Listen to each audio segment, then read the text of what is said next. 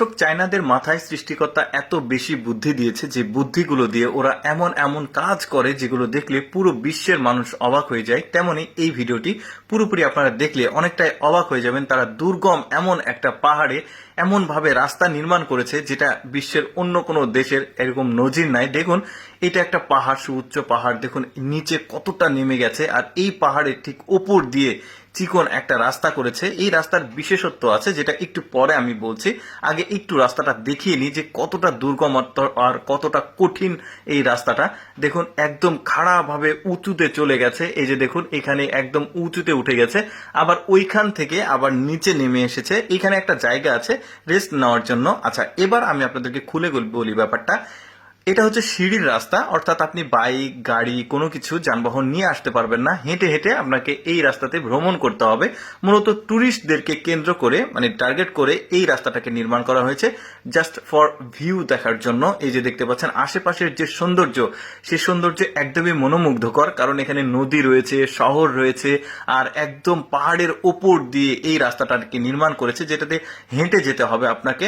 অনেকটা দীর্ঘ রাস্তা, মানে যাদের ট্রেকিং করার অভ্যাস রয়েছে, হাঁটার অভ্যাস রয়েছে, পাহাড়ে ওঠা নামার অভ্যাস রয়েছে, তারা কিন্তু এইরকম এক্সট্রিম লেভেলে রাস্তাগুলোতে ভ্রমণ করতে আসে। দেখুন কিছু কিছু জায়গাতে একটু পর পর রেস্ট নেওয়ার জায়গা আছে, কিছু দোকানপাট আছে দুই একটা করে, আর মানে সুযোগ সুবিধা আছে, বিদ্যুতের ব্যবস্থাও রয়েছে।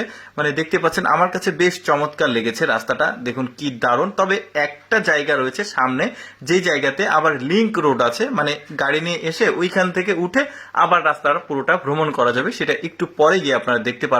এই যে দেখতে পাচ্ছেন সিঁড়ি রয়েছে, কিন্তু প্রচুর সিঁড়ি রয়েছে। এই যে দেখুন সিঁড়ি বেয়ে বেয়ে এদিক দিয়ে নেমে গেছে।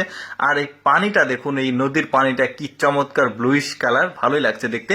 এই যে সামনে যে জায়গাটিকে দেখছেন, এই জায়গাটার নিচে একটা রাস্তা রয়েছে যেখান দিয়ে গাড়ি নিয়ে এইখানে আসা যাবে, কিন্তু এখানে এসে আপনি রেস্ট নিতে পারবেন, একটু আশেপাশে ভ্রমণ করতে পারবেন। আর এইখান দিয়ে যখন যাবেন এই রাস্তা দিয়ে আপনাকে হেঁটেই যেতে হবে। এই যে দেখতে পাচ্ছেন সিঁড়িগুলো বেশ চমৎকার, যে টাওয়ার, মোবাইল টাওয়ার রয়েছে। আর সামনের দিকে এমন একটা সুন্দর স্পট রয়েছে, যে স্পট থেকে আপনি আশেপাশের 360 ডিগ্রি চমৎকার ভিউ পাবেন, সৌন্দর্য দেখতে পারবেন। একটু পরে গিয়ে সেটা দেখতে পারবেন ভিডিওর শেষের দিকে, যে সামনে কেন এত মানুষ এত কষ্ট করে সামনের দিকে যায়, এই রাস্তাটাকে অতিক্রম করে। একটু পরে গিয়ে সেটা বুঝতে পারবেন।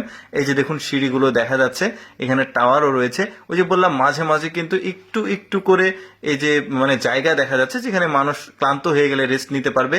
এবার আপনারা দেখতে পারবেন যে এত কষ্ট করে মানুষ এই পর্যন্ত কেন আসে। এখান থেকে এই রাস্তাটা শেষ হয়ে গেছে, এখানে দাঁড়িয়ে আশেপাশের 360 ডিগ্রি চমৎকার শহরের এবং নদীর একটা ভিউ দেখা যায়, যে কারণে এত কষ্ট করে এই রাস্তাতে টুরিস্টরা ভ্রমণ করে। দর্শক, কেমন লাগলো আজকের ভিডিওটি কমেন্ট করে জানাবেন। এইরকম ভিডিও প্রতিদিন দেখতে লেটস গো ফেসবুক পেজটি ফলো রাখতে পারেন।